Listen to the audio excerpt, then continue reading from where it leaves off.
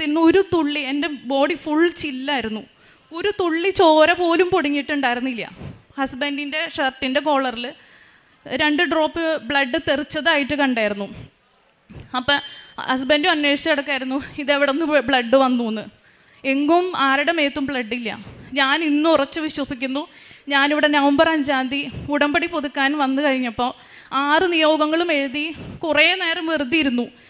512ാമത്തെ ടോക്കണായിരുന്നു കിട്ടിയത്. ആ ലാസ്റ്റ് നിമിഷം 512 വിളിക്കണതിൻ്റെ ഒരു 5 മിനിറ്റ് മുമ്പ് ഞാൻ അതിൻ്റെ അടിയിൽ എഴുതി, അങ്ങേ തിരുക്കുമാരൻ്റെ തിരുരക്തത്തിൻ്റെ സംരക്ഷണവും പരിശുദ്ധ അമ്മയുടെ നീലമേലങ്കിയുടെ സംരക്ഷണവും എനിക്കും എൻ്റെ കുടുംബത്തിനും ഉറപ്പാക്കണമെന്ന്.